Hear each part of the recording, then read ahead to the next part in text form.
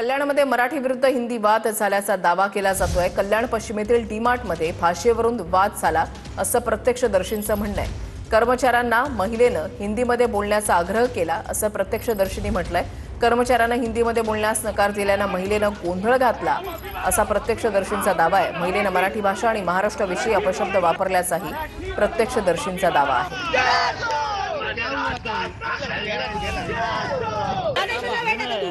तर तुला मराठी येत आहे तर तुला हिंदीमध्ये का जबरदस्ती आहे? तो मुलगा म्हणाला मी मला हिंदी येत नाही, मी मराठीमध्ये बोलणार। एवढं स्पष्ट अगदी स्वच्छ शब्दात त्या मुलांनी सांगितलं। कुठेही तो मुलगा चुकीचा वागत नव्हता। त्यानंतर त्या बाईने ओरडाआरडी सुरू केली। त्याच्यानंतर ती बाई म्हणाली की मराठी माणूस कचरा आहे, आमच्या जीवावरती मराठी माणूस जगतो, आम्ही आहोत म्हणून महाराष्ट्र टिकतोय। हे सगळं ऐकल्यानंतर एक मराठी माणूस म्हणून मला अतिशय राग आला। मी एवढंच म्हटलं की तुम्ही या भाषेत त्या मुलाशी बोललं नाही पाहिजे आणि तुम्हाला जर एवढा प्रॉब्लेम आहे तर तुम्ही मराठी शिकून घ्यायला पाहिजे।